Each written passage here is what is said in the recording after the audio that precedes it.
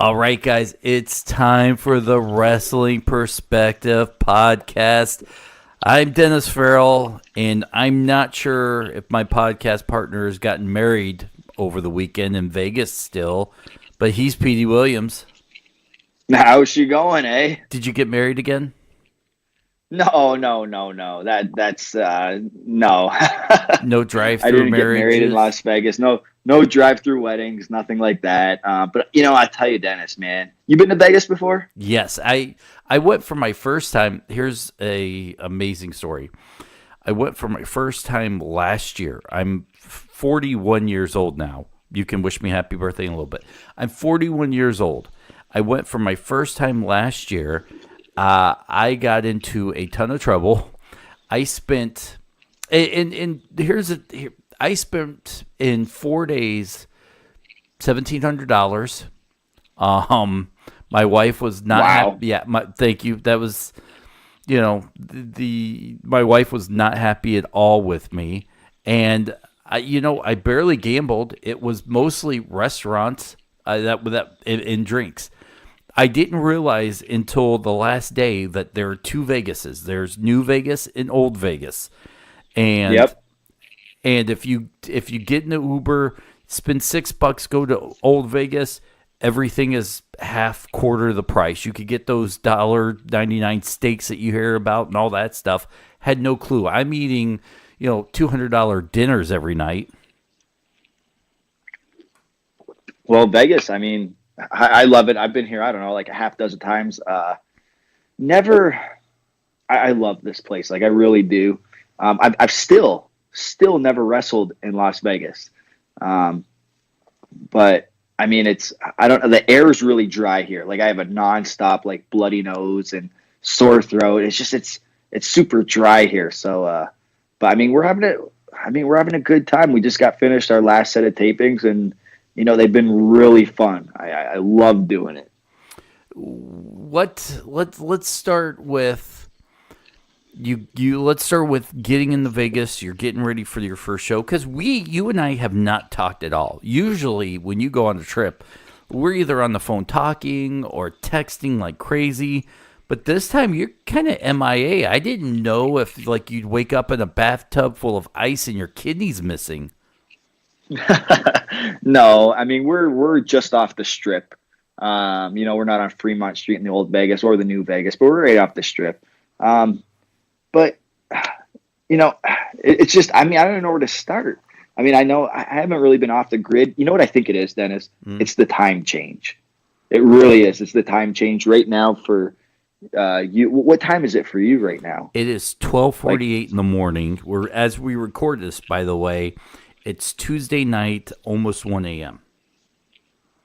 So Tuesday going into Wednesday. So Yes. for me, it's like not even 10 o'clock. Yeah, it's So, like I mean, noon that's there. the disconnect, I think. I haven't really been off the grid. Super busy with the tapings, though. I mean, we got started at 6 o'clock every night. Now we're at the Samstown Casino. And, we're pretty much wrapped up every night by, the latest 9 o'clock.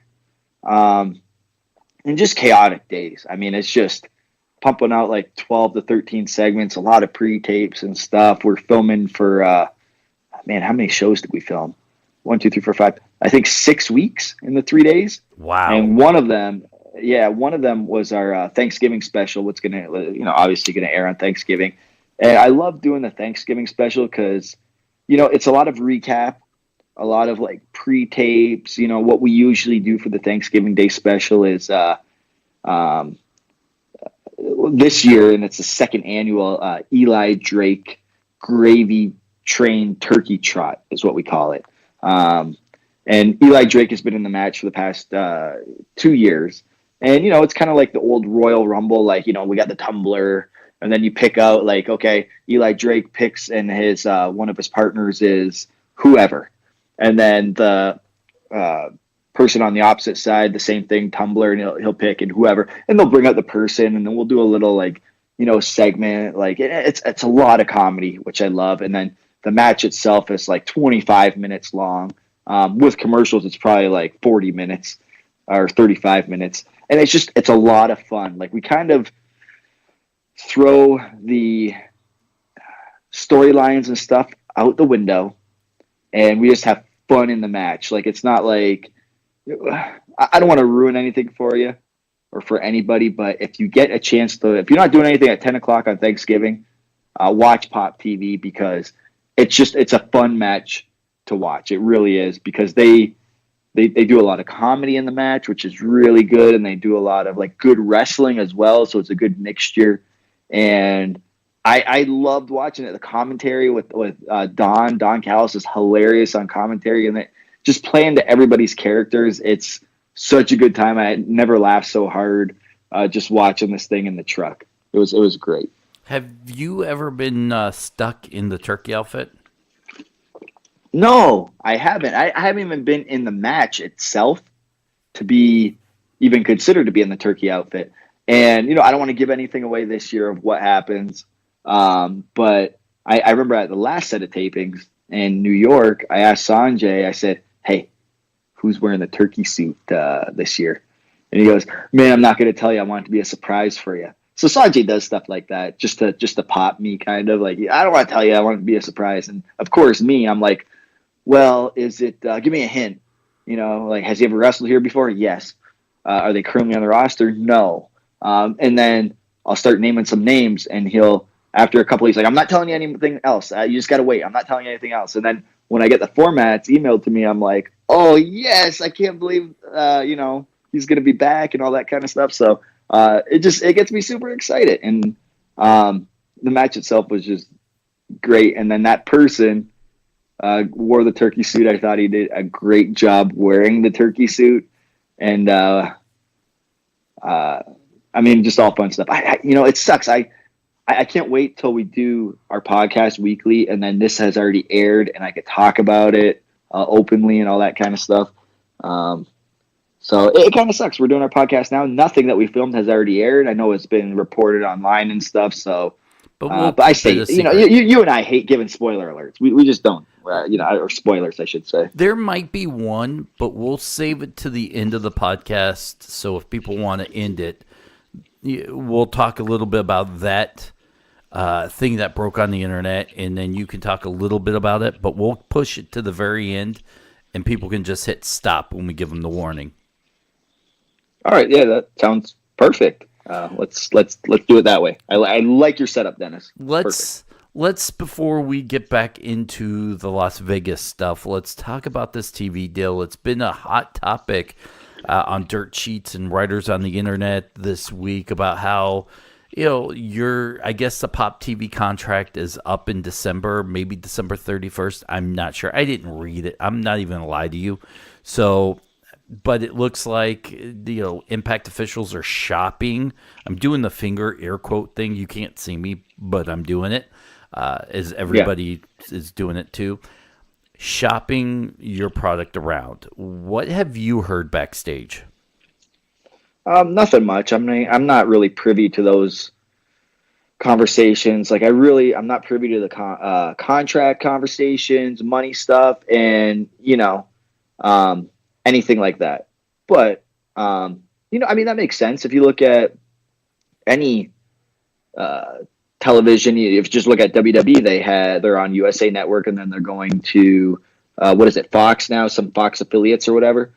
That's normal for a company to shop around and stuff like that. So that doesn't surprise me, that would shop around to other companies and all that kind of stuff. But Pop TV has been our home for quite a while. I feel, this is just my feeling, okay, Dennis? So when people pick this up on their news sites and stuff like that, this is just my feeling. It's not like, oh, this is reported. I feel after December 31st, there's still a potential that Pop TV would still have us on. I don't think I honestly strongly feel that we won't be without TV, pretty much. All right. Whether it's on Pop TV or somebody else. Have you been privy to any TV talks? I'm not going to ask you. No. Okay. So I won't ask you anything outside of that. I just want to ask you, have you been in any of those meetings? Or TV meetings? Yes. No. I mean, so if there's going to be meetings when it comes to, that kind of stuff. Like just going back to when we had Scott D'Amore on our podcast, he talked about when they met with, WWE and stuff like that. That's like a Scott D'Amore. Maybe I don't even know if Don does that, but like that's a Scott D'Amore, Ed Nordholm type thing that they're gonna have. Like even Sanjay won't have a hand in that. He won't be at the meetings. He'll know what's up, but he won't be in the meetings. That's not his role. His role is head of creative and so forth. And same with Jimmy Jacobs. So that's like a Scott D'Amore type thing. By the way, I wouldn't be in any of those meetings. And by the way, clear this up for me because I got into I'd use the word tiff, by the way, in one of the Impact chat rooms that I hang out in because I like to hear what the fans say. Great Facebook page, Impact Fan Nation, I believe it was. And I went back and forth with a guy who swore up and down because the WWE is going to a tier system that you guys will give them your weekly show to air on their WWE network. Wait, so you're saying that on this website it's been reported that No. It's a fan Impact Facebook page.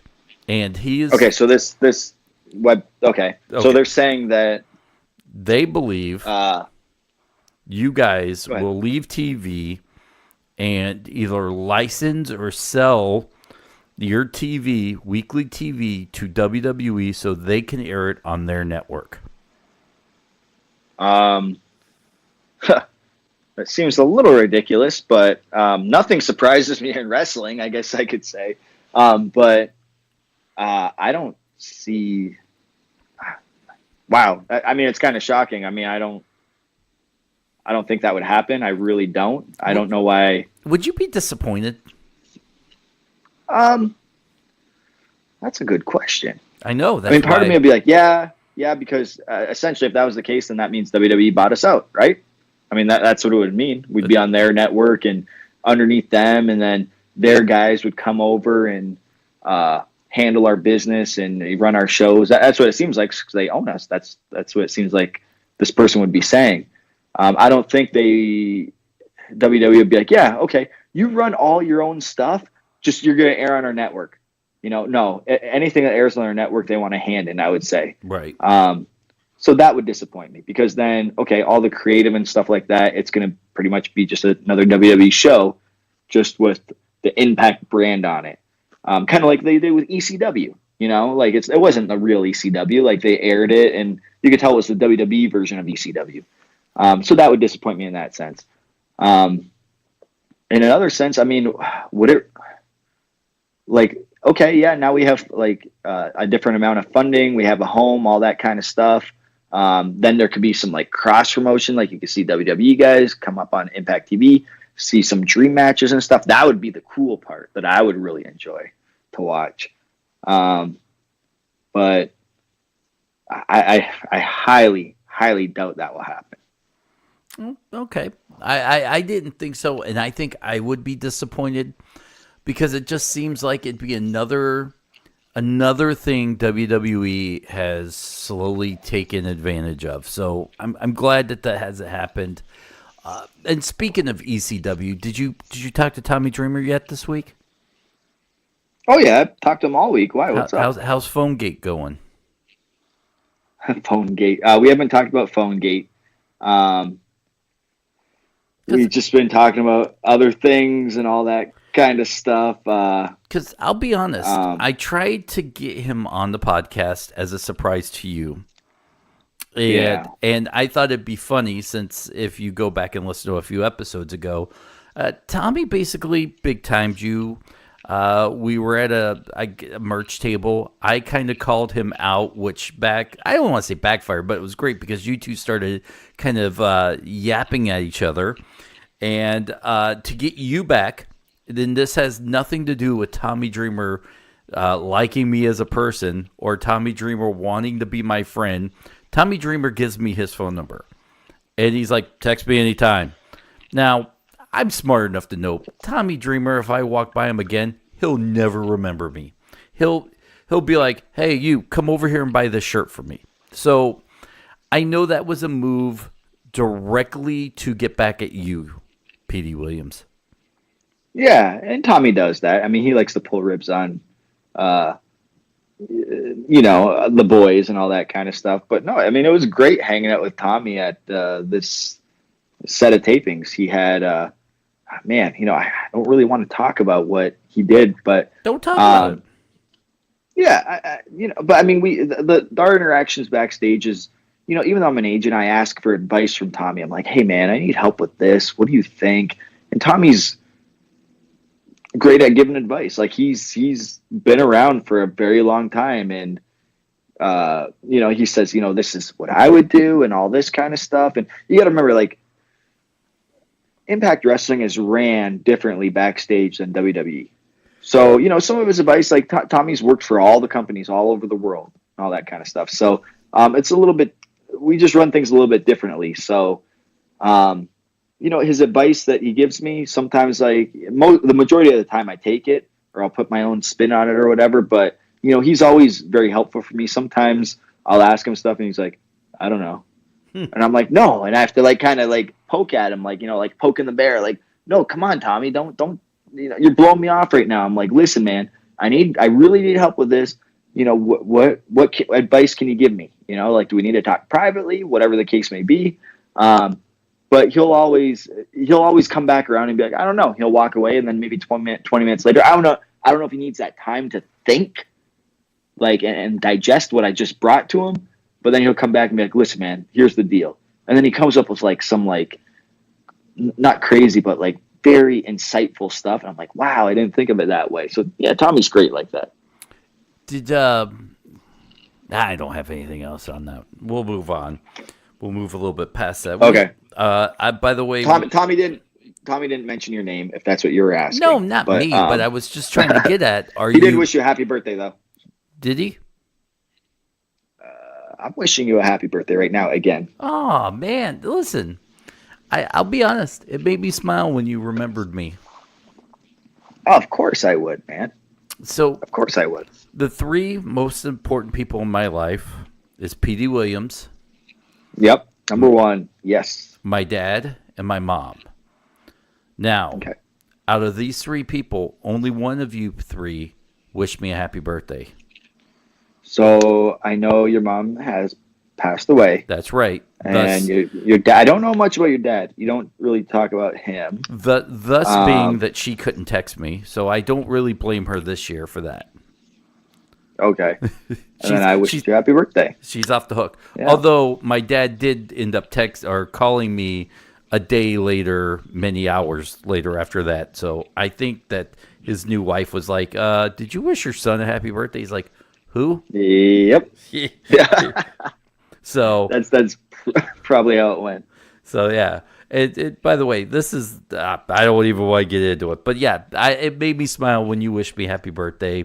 41 years old, Petey Williams. I'm not doing any more backflips. No, you need to stop all your backflips now. Yeah, and I don't even want to get into it. I mean, I've had instances with my dad wishing me happy birthdays. That's we can almost do a whole podcast, but it wouldn't be wrestling related, about our parents wishing us a happy birthday, I would say. And speaking of birthdays, I do want to wish fan of our show. You've seen him at many signings. His name is Hussein Hussein. He's a fan of the podcast. It is his birthday today as we're recording it. So, Petey, I told him you would wish him a happy birthday. Happy birthday, Hussein. I think it's Hussein, not Hussein, but I think it's Hussein. So happy birthday. I don't know how old he is turning or where he's from or anything, but I hope you have a blessed birthday, and I wish you all the luck for the upcoming year. He's from Detroit. Let's see here. Oh, awesome. We have a message on Twitter. Question is, do you feel like Rich Swann is the modern-day Impact version of WCW's Eddie Guerrero right now, considering that he's a high-flyer, constant workhorse that usually is in the kickoff of the tapings or pay-per-views, but has always given you a top 3 match of that night? He has an amazing talent. Yes, Rich. There's a couple people I'm very high on that, like that X Division type, the X Division pretty much. Rich Swann's one of them. I mean, if you ask Rich Swann to do anything, he is going to deliver, and he always does. And you'll always see him like in our opening matches. Usually he'll be, we'll have our like cold open at the beginning and all that kind of stuff, and then our first thing you'll see is Rich Swann's music and his entrance and him dancing around. So that's a fun way to open up our show. You'll see it a lot, and he always delivers, man. Rich Swann. I mean, he'll ask me like advice, like, "Hey, what'd you think of the match?" or whatever. There's really nothing I could say. I mean, his stuff is always solid, and he's just always has great matches and stuff, and he's so incredibly talented and just athletic. Is he the modern day Eddie Guerrero? Oh man, I mean he's maybe not there yet. I mean, when you think Eddie Guerrero, I mean, you could throw anything at Eddie Guerrero, whether it be a match or like an angle or a character or anything, and he could turn like anything into gold pretty much. You look at him with China with the Mamacita thing, like they were probably expecting that to be a comedy flop, but that ended up being like a huge storyline that he made work. So with Rich Swann, I mean, yeah, he's getting there. I don't think he's at Eddie Guerrero's level yet, but athletically, man, he's definitely there, if not, better than Eddie. I would say Dean Malenko. What's up? I would say he would be your Dean Malenko right now. It doesn't seem like you guys are giving Rich Swann a lot of mic time. Although I have seen a lot of pre-tapes that he has been featured in, but I think you could do more to either shine or help grow a personality, which kind of makes me feel like a Dean Malenko who, minus the mic, who even he probably would tell you he wasn't the best on the mic. He's getting over. He's your workhorse, and he's always still in the show in the ring. Yeah, no, definitely. I agree with you 100% with that. And I think they're, like you said, they're featuring more in like pre-tape segments and stuff, especially with him and another one that's, I love like so much is Willie Mack. I don't know if you got to see a lot of Willie Mack, a lot of his stuff, Dennis, but he is like, man, he's gold, man. Like he's very deceptively athletic. Like you look at him, you're like, oh, who's this? And then he's like awesome in the ring. His facial expressions are awesome. His character, even backstage when the camera's not even on, I laugh at Willie Mack when he says certain things. Like he's a gold mine, I feel, in my opinion. Like Willie Mack's, my guy. And he has if you look up Willie Mack, he has a long history. Like he used to ride the bus to shows. I think at one point he used to be homeless, and now he's at where he's at now, working with the NWA and with Impact. And Lucha Underground. Willie Mack is awesome. So Lucha Underground. Yeah, Lucha Underground. Yeah, that too. But he's all over the place. So it's and it means so much to me when Willie Mack's like, hey man, I remember when I first met him at a House of Hardcore, like I'm one of Tommy Dreamer's House of Hardcore. So he was like, hey man, I saw you at remember seeing me at PWG? And I'm like, I don't. And he's like, yeah, I was sitting in the crowd in the back row. He was a fan. So he used to watch my stuff, and it means a lot to me that, somebody his caliber is like, man, I'm a big fan of yours. And now I'm like, man, Willie, I'm a big fan of yours. I had lunch, I guess you could call it lunch, with him today. And I'm just like, some of his one-liners are hilarious. Like he just has money written all over him. I think he's gold, and he's great in the ring, outside of the ring. Everything about him, perfect. I love myself some Willie Mack. How different is it for you? Because this is a small spoiler alert. I don't think it's anything major, but you're not on these set of tapings, which means the next 6 to 8 weeks of TV, you're not going to be on it. And that's kind of by choice. You didn't think you would be available for these tapings, so they didn't write anything for you. You're now kind of more of management. You're part of the office now. You're producing. You're right. And when I tell people this, when I promote on Facebook or stuff, like, hey, Petey's not just a failed wrestler, jokingly, by the way, but he's a producer. Sits in the truck and helps produce segments. He's a booker. He helps write. He's, an agent. He does all kinds of stuff backstage, which really is amazing for the podcast now, because you went from when we started to retired and not doing anything to doing all this stuff. So, how different is it for you going into this set of tapings with a totally different role? And normally you would wrestle and do this, but now you're just doing this. Yeah, it was tough when I did both, I'll tell you. Because sometimes when I wrestled, I focused on my match because I didn't want it to be bad. And then, the stuff I was agenting or producing, that would kind of lack because I would leave that as an afterthought. And now I can strictly focus on, agenting the matches and stuff. And even so, like, I have a few matches I might agent or whatever, but I'll assist and help out with other people just to give them ideas. And I don't get offended if they don't use my ideas, but just, when you are snowballing or not snowballing, but like just brainstorming, I should say, and just bouncing ideas off, like you might come up with something else that's even better. So I'll even talk to other talent that it's not my match at all, but knowing what's going to happen in the match, like, hey, what do you got? I might have something else that I can kind of throw at you or whatever, to see if like you like that and all that sort of stuff. So yeah, I like having my hand in a lot of things. But yeah, it's super busy. Like, I mean, it's nonstop from, sunrise to sunset and even past sunset. Like we're filming a lot of stuff. And, once the show gets rolling and stuff and I got to eat and I might be walking and somebody like, hey, did you see my match? And I didn't even have their match or like, yeah, I saw it or part of it or whatever. And I give them that advice. So, it's nice to see that, I'm in that role now. I remember I used to be the wrestler that would ask, the other agents, hey, did you see my match? What can I work on and stuff? So it's really surreal for me, that transition. And even when I'm putting together stuff, like when I put together my own matches, like I wouldn't really get goosebumps or anything. But now sometimes when I'm talking about these ideas and I know what our in-ring talent can do and how they can perform, and I'm just like visioning it in my head and I'm talking ideas with them, like I'll get goosebumps. I'm like, man, I could see this. This is going to be great. And I get excited for them. So, I mean, I love doing it, Dennis. I mean, the transition is not tough for me. I mean, if I never showed up on TV again, I would be totally okay with that.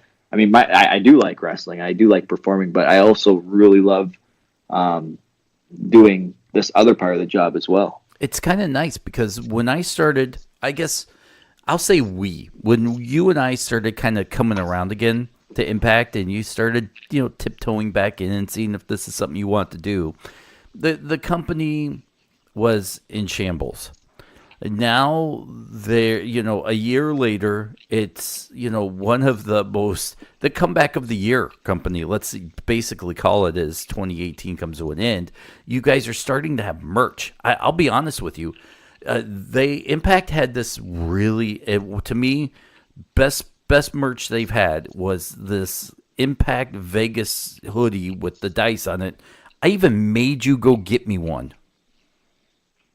Yeah, and I have it right here with me, and I actually wore it for a second. I apologize, Dennis, but I didn't really have I had nowhere to put it and carry it. Like I didn't bring my bag down to the venue, and I'm like, I'm just gonna put it on so I don't have to carry it underneath my armpit, and get it all smelly and stuff for you. So I just wore it, and then like on maybe 4 different occasions, somebody said to me like, "You got a couple sizes too big for you, didn't you?" And I'm like, "Oh, this is Dennis's." And as soon as I said Dennis, people didn't say who. People said, "Oh, okay."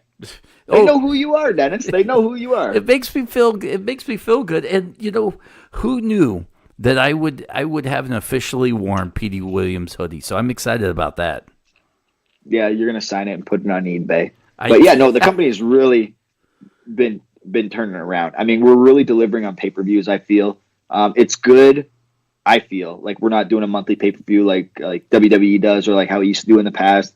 Now we can focus on really good, like our main storylines, our big matches happening on our pay-per-views, which are, I think we're up to like 1, 2, 3. Do we have 4 pay-per-views a year now? Mm-hmm.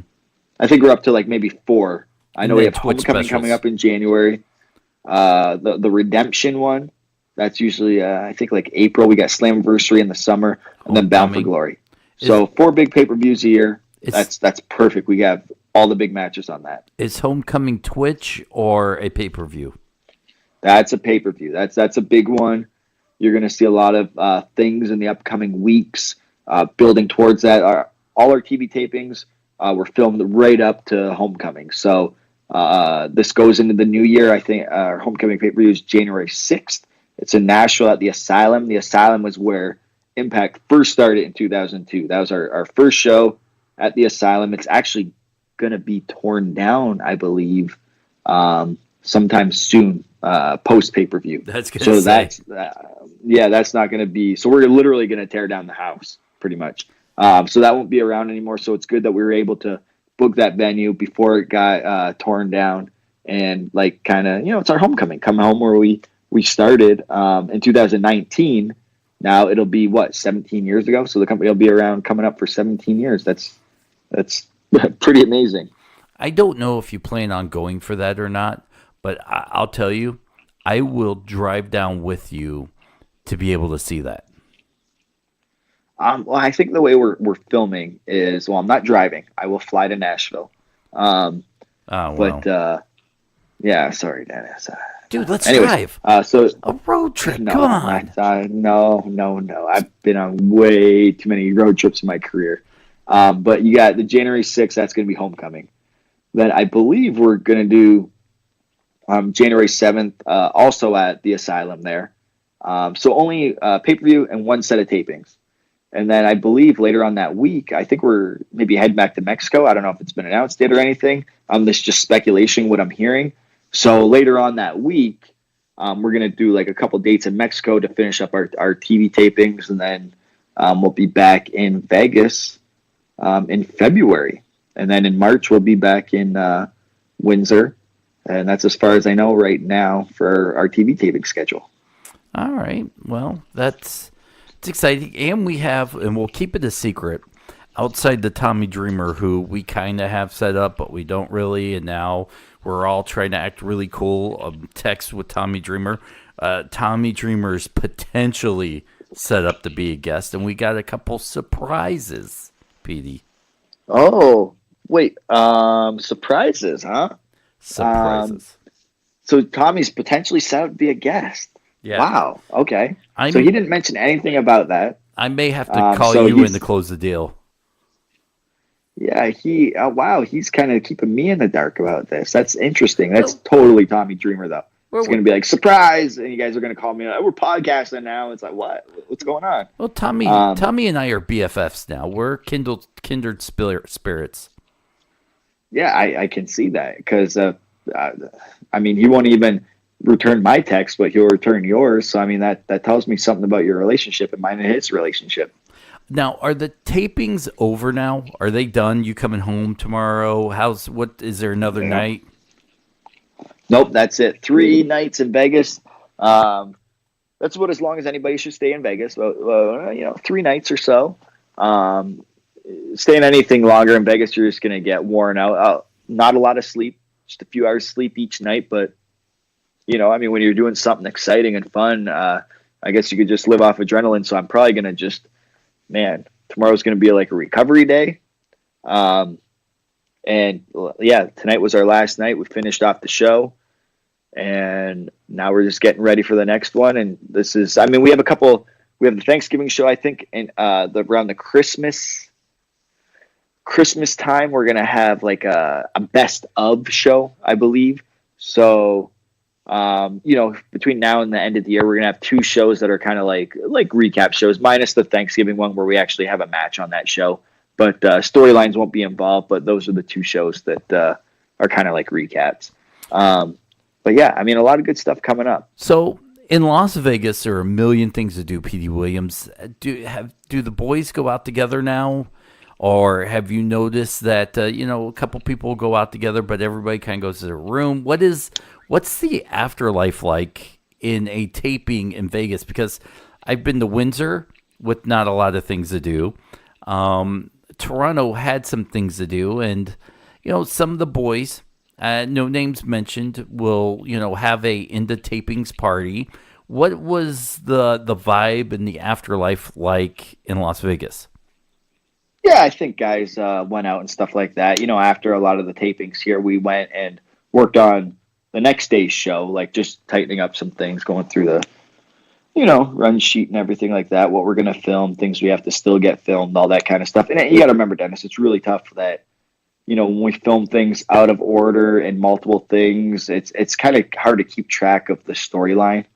But yeah, I know guys will go out because they talk about it backstage. I'll just usually hang out at the casino here because the venue is at the casino. Our rooms are at the same casino. But I'll take some time just to decompress after the show's done. I might grab a drink and then just play like, some slots or poker. I know me and Johnny Impact 2 nights ago. I was mentioning that I wanted to gamble a little bit. I saw him at the bar afterwards. And he said, I asked him what his game was. And he said, it's blackjack. I said, oh, man, all right. I mean, I don't really play blackjack. I like more roulette or whatever, but I know how to play. So we went over there and we played some blackjack for a while. Man, let me tell you, he was up and he left early. And I was like, oh, and I lost all my money. So, but it was good, shooting the breeze with him and his wife. And to answer your question, we'll go out, we'll have some fun, we'll decompress and stuff, and then nothing too crazy, and then we'll get ready for the next night. I know a lot of people are catching red eyes home tonight and stuff because of the time change and everything. So, we'll either stick around, go somewhere else, whatever the case may be, decompress, kind of celebrate the good, day that we just had at the tapings. What were the crowds like? They were good. Sunday was probably our biggest crowd, and I'm assuming that's because it's a weekend. So people, kids don't have to wake up for school the next day or whatever the case may be. I would say it was a good crowd Sunday. Tuesday, a little bit lighter crowd, but I think today was a little bit lighter. But I want to say it was like the most rowdiest crowd, like the most hopping crowd. I don't know if they were just more into it. I know I recognize some of the fans that were there for all 3 days. But maybe we had more. Like what was weird was on the Monday we didn't really have any in-ring segments. You know how you go in the ring and you have your long promos and stuff to set up angles. We didn't have any on Monday. It was mostly wrestling, but it seemed like Sunday and Tuesday were our rowdiest crowds. I might be looking into this too deeply, but and we did the least amount of segments. I think we had 1 or 2 segments less than the Sunday and Monday on Tuesday. So we got over here like maybe a half hour earlier than usual. But the crowds are good. They were into it. We had some surprises, which I believe they enjoyed. And we had some good wrestling, which, obviously they're here. The fans are here to watch wrestling, so I know they enjoyed the wrestling. Did they stick around? Because, we would go to different tapings, and there would be people in the back and, asking for your autograph. And I remember the one nice guy that goes, who are you? I'm like, I'm Petey's podcast partner. He's like, oh, will you move so I can ask Petey for his autograph? I'm like, thanks, Jackleg. But you're in a casino. These guys are out gambling and drinking. Are the fans inside the casino, or are they going home? How's that work? I don't know. I remember seeing one fan, and I don't know his name, because I remember seeing him like I can't remember if it was Sunday or Monday. I'd see him at like really late at night, like well after the tapings. Like I'd be going to go get something to eat or something. He's like, yeah, Petey. He's like, man, I don't go to bed. I don't go to get any sleep during these tapings. Yeah. And I'm like, man, you are crazy. Like he's just hanging out at the casino. And I'm like, but I mean, that's our fans. But yeah, they're right there at the door, and they'll hang out at the casino, and I'll be doing something, and I don't even know if the person's a fan. They're like, hey, can I get your autograph? And sure. So they're all over the place. I don't know if they're staying at the same casino or if they're just hanging out. But yeah, I mean, that's the mentality of the fans. I mean, they're pretty hardcore, and they just, want to meet and interact with the wrestlers, which, I love that. I'll sit down and talk to you, whatever, man. But I mean, that's where we're at with that. All right, and before we wrap this up and then kind of give our spoiler alert cutoff, is there anything we didn't talk about that you feel like should be brought up maybe during the tapings? Is something cool? Anything? Nothing really cool. I know KM who's Kevin Matthews, who's tag team partners with Follow Out. I believe he broke his nose on, was it yesterday or the first night? He was wrestling LAX. In the last move of the match, I think Santana did like a moonsault off the second rope, and his like knee and shin just caught him right in the nose, and he came to the back, and he was just, I mean, he was leaking, and but I mean, you know, he fought through it, and he was good to go, and I think it made him look better looking with a broken nose. That's just me being biased. So I mean, you know, we had some injuries and stuff. I know I was just talking to Brian Cage earlier tonight, and we were talking about his match from yesterday. I didn't see his match tonight, and at one point, he did like this discus clothesline or something, and then afterwards he dropped to the mat, and his sell on that was like, I was in the truck and I was like, is he really hurt? I've never seen him sell like this before, but it was great. It was a great sell. I'm like, I think he should sell like this all the time. And I asked him, and he actually did say like, yeah, I kind of messed up, like, you know, my shoulder on that. And I said, dude, you have to like sell like that all the time, because it actually looked great, but it was an actual pain, and it was phenomenal. So, you know, I mean, there were some minor injuries and stuff. Really good matches. I mean, nothing. I don't know if there was anything super noteworthy where I was like, oh man, I can't believe that happened. But like the Thanksgiving, I don't want to give it anything away with the Thanksgiving. I don't know why I keep doing on that, just because it was so different and there was comedy and stuff. But even the ref got involved and everything, and man, it was so great. You have to tune in on Thanksgiving, Dennis. You really have to. I will. Maybe I was there. How about that? Okay. Yeah. I mean, sure. I mean, you know, we definitely got to do, and I can't wait to talk about all this stuff after it airs, and then we can talk about it on the podcast and everything. But it's tough too, because I'll say spoiler alert right now. Okay. Wait, so one more thing. Okay. Before we go into the I want to say something else about something. So, you know, we're going to have a group debuting. They're kind of indie darlings, the Rascals. So I'm really excited about their group and their character and stuff. They're really phenomenal wrestlers, and their pre-tapes are going to be hilarious. And that's all I'll say about that. But I'm super excited about them, and I say they have a big future in Impact. Now, one more thing before we move on to the one last spoiler alert.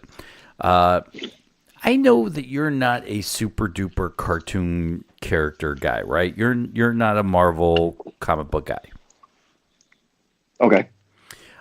Stan Lee passed away, the creator of the Marvel Universe. As you know, really? Yeah, you're in Vegas, so you miss a lot of things. It happened just yesterday on my birthday. Oh. Yeah, well, people are trying to take away from my day, I guess. He's 95, lived a good life. Anyways, I did this earlier because I had this saved up, and Ellsworth thought it was great, and he wanted to play this game. And I don't know how well it's going to work with you. This is one of those instances where I wish Brian Cage was with us, because he's a comic book nerd like me. I wanted to take a couple guys from Impact and kind of equate them to what superhero would they be. Oh man, what superhero would they be? In honor of Stan Lee. Let's start with like Brian Cage. I think the easiest would be Incredible Hulk, but I would say Thanos. I would say Thanos, Incredible Hulk, maybe like a Bane. He'd make a good Bane. He'd put the mask on him and stuff. He did a I think that would cosplay be, as Bane. Yeah. So yeah, Incredible Hulk would be a good one. Him painted green, definitely. And then Thanos, sure. I mean, he's more of the villain of the superhero, but you know, if I'm looking at good guy superhero, you know, definitely Hulk, or Bane was a villain too. But yeah, I would definitely say those. I can't think of anything else except for those maybe three characters. Johnny Impact. Do you want me to go first? Yeah. I would call Johnny Impact your Captain America. Oh, you know what? That's a good one. I didn't even think of that. That's perfect. What else could he be besides Captain America? Maybe I wouldn't call him Wolverine. Maybe Iron Man. I want to say, man, who would be our Iron Man? Man, Captain America is a really good one. I don't even know if anything could. I can't see him anything other than Captain America, but Iron Man, possibly. Let's see. Desmond Xavier would be Spider-Man. Yeah, I was thinking. That's actually what I was gonna say. Spider-Man, maybe. Maybe like even with his new character, I would even say like Ant-Man or something like that. Ooh, not a bad one. What's that? I said that. Yeah, that was a good one. Yeah. I Eddie Edwards was a difficult one because at first I want to say maybe like a Wolverine, but I don't think he's gritty enough. So I would maybe say for a Eddie Edwards, that's tough.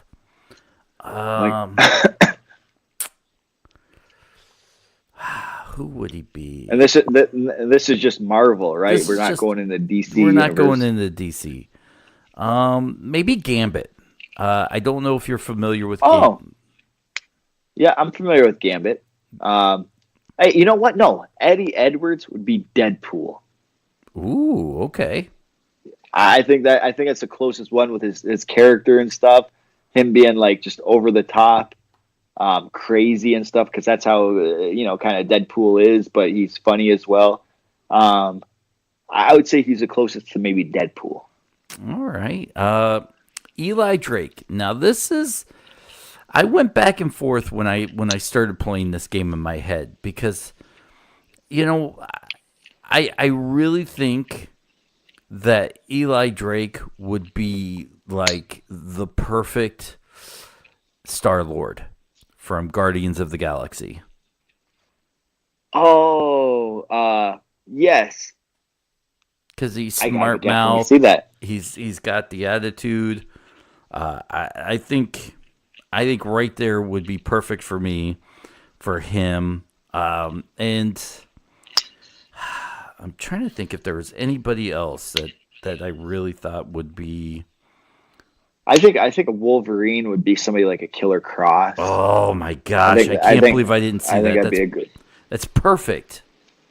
Oh, I think that'd be a good Wolverine.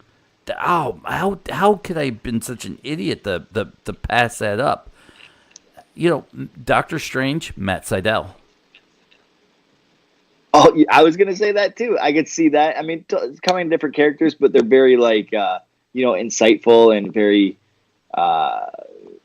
cerebral, I guess you could say. But yeah, definitely that. I'm trying to think of a character for what was it again? So we got Matt for Doctor Strange. Mm-hmm. We got Wolverine for Killer Cross.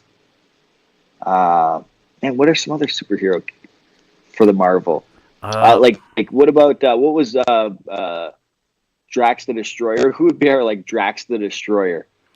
The Batista's character. You know what? I might have to go Sammy Callahan. Maybe. Is there any? Sammy would be a good Wolverine too. I would say like Moose is like our Drax the Destroyer. I don't know. I think Bullseye would be Rich Swann. Bullseye. Oh, that was Will Smith's character, right? No. That was Hawkeye. I mean, Hawkeye would be Rich Swann. Okay, yeah, I could see that. Iron Man would be. You know what? No. I don't know if we have it. How about this? How about Callahan would be Ultron? Yeah, I could see that a little bit better. I'm trying to think of somebody a little bit more gritty, like somebody. Yeah, I don't know. That's tough. All right, we're getting away from the main characters right now. Yeah, so, we're going. But that's that, and we would love, by the way, your ideas. If we've missed something or you think would be perfect, feel free to tweet Petey and myself at IPD Williams at Dennis77 Farrell. or email us your ideas, or even call the hotline. We gave the number out, or even if we didn't, it's around. You'll find it. Let's wrap this up, Petey, with our spoiler alert. So if you do not want any spoilers, cut off now. Stop it. There beyond this spoiler alert, there's not going to be any more podcasts that you're going to miss. We are going to spoil and then wrap up. So you're not missing anything, right, Petey? From this point on, when you say go, they're not going to miss anything if they did not want to hear what this spoiler is. Correct. Go. All right, Petey. I saw on the news, Conan tweeted it out. I have to ask you, one of my all-time favorite wrestlers I was not a ECW guy. Growing up in my area, we did not have whatever channel ECW was on, and I was not a tape trader. But when this guy got into WCW, it changed my wrestling world, and I'm talking about Raven. He was backstage. Talk to me about that. Yeah, Raven. I mean, he former Impact wrestler. We did bring him in for the segment as if you know from when you're reading the spoiler alerts. It looks like Eli Drake is trying to kill hardcore wrestling, right? So who do you think of when you think of hardcore wrestling? You think of like guys on a roster like Abyss and Tommy Dreamer and now Raven. So Raven came in, kind of made himself known. We have some backstage pre-tape stuff that we filmed that I don't want to give away because the fans don't know about it yet. Right. And I don't want to spoil that. But Raven did come back, as part of this angle. And it was really good seeing Raven again. And I think I didn't get to see the segment. I was busy doing other stuff. I really wanted to see it, how the fans reacted and stuff. I know they reacted well. They could hear them react. But I actually wanted to see it. But yeah, he came back during the whole Eli Drake, Tommy Dreamer thing, and what they're trying to do with all that hardcore stuff, and it's going to be great. I love it. It's going to be great. Now, is this a one-off? Is after this set of tapings, which is 6 weeks, a lot of TV, by the way. Is he gone? Do we not see him again, or is there future plans for him? I'm not sure because what they say, like sometimes we book people for like a one-off, but we're like, man, that went so well, and then your creative juices start flowing, and then you're like, oh, we can do this and this, with him and all this kind of stuff. So you never know. I don't want to say one-off, and then he comes back after that. So you just don't know. So now the door's open. So we know Raven could potentially get involved again. So. Right now it is what it is. It was to build the storyline of what we're trying to build with Eli. But there's always potential for him to come back. I mean, you can't say it's a one-off. I mean, I think it was initially, booked and scheduled to be a one-off, but then you just never know what's going to happen afterwards. I'm a big fan of his podcast. Does he know you have a podcast? I don't know. I didn't even know Raven had a podcast. He does. Did not know. And so we didn't talk podcast or anything like that. I mean, I was pretty busy today. He was just here for today. Okay. To film the things that he had to film, so he wasn't here all week. And I talked to him in passing. That was about it. What you guys? And what would a Petey Williams? Nothing. I'm trying to think of what we talked about. We said hi, bye. Obviously, I think there was one interaction of something. I think with his run-in or whatever. No, we don't want any of that. That was it. I'm just talking about you. I mean, you see him, you go Raven, or do you? Let's start with this.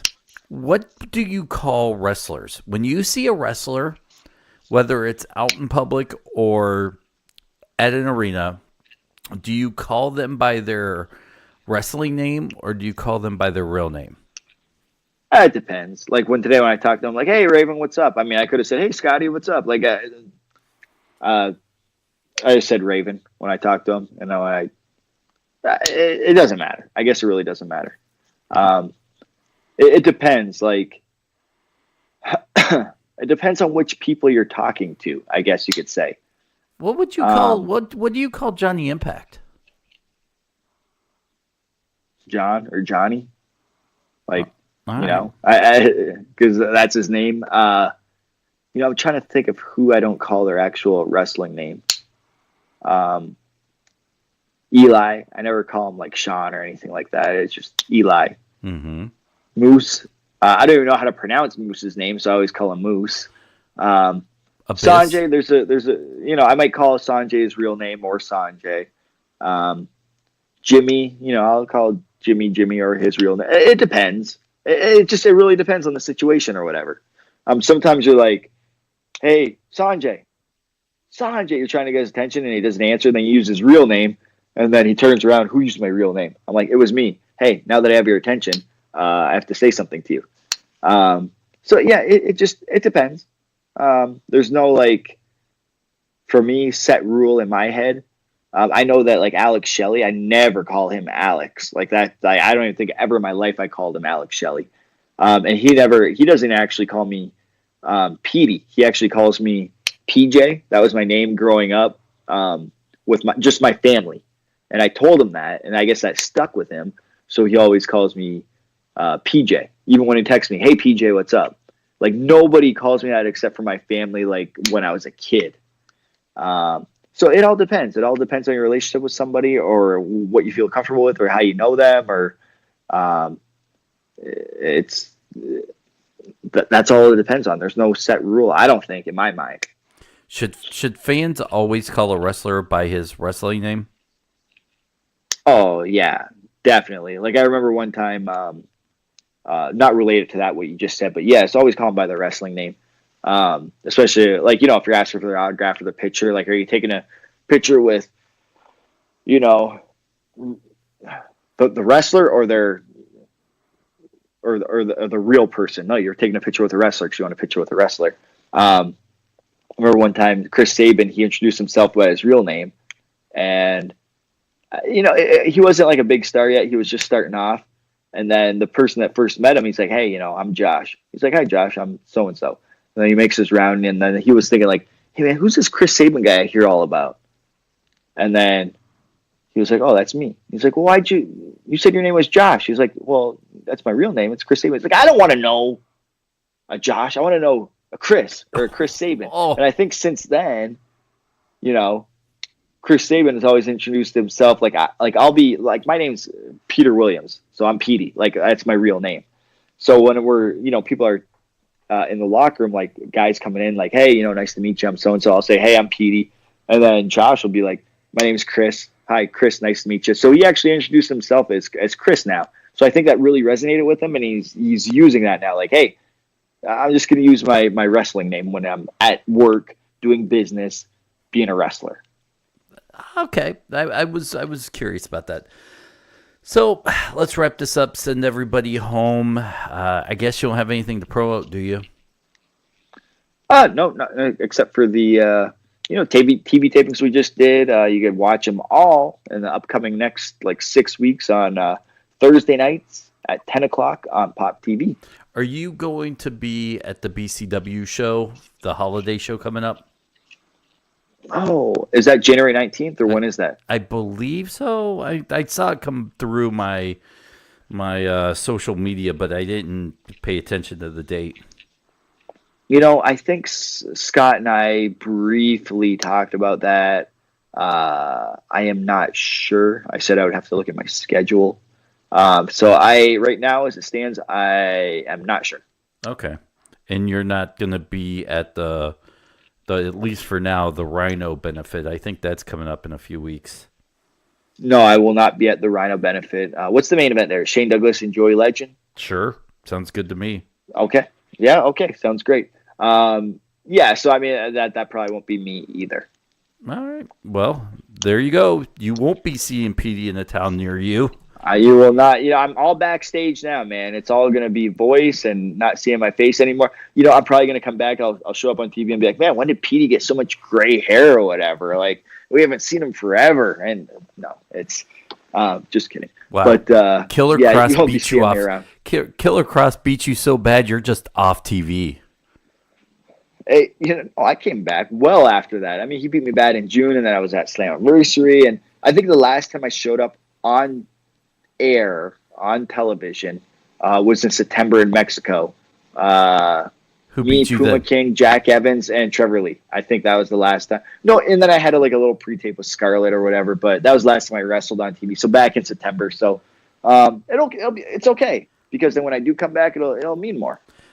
Trevor got the final laugh on you. No. Oh yeah, No, I don't think so. You threatened to take Trevor to wrestler's court, and Trevor's like, you know what? I'm just going to get you taken off TV. Yeah, and that's what he did, right? That's what he Yeah, did. I guess the last laugh is on me, right? All right, guys. So if you enjoyed this, make sure you check out WrestlingPerspectivePodcast.com. You can get this and the Dougcast with James Ellsworth. 2 great shows on one feed. So you don't just... Yeah, I know, right? Unless you just stubbed your toe. No, I'm saying that's a hell of a bargain. Thanks. Yeah, and it's free. So if you go to WrestlingPerspectivePodcast.com, you can click the link to whatever podcast place you listen to and subscribe. And then when you wake up, whenever we put out a new show, which, 2 shows a week now, that's great value for free. All we ask is you subscribe. Be part of the show. You can tweet us, at WP_pod. IPD Williams, Dennis77 Farrell. You can email us at wrestlingperspective@gmail.com or go to wrestlingperspectivepodcast.com and just send an email from the website. We have a hotline you can call. I think it's, I don't even remember at this point. 231-930. What? You're just giving random numbers right now. Yeah, but you can find it. Listen, I'll 231-930-2053. See, okay? I wasn't. That's the podcast. Yeah, that's the hotline number. See, I wasn't just doing random numbers. I was actually going to do it right.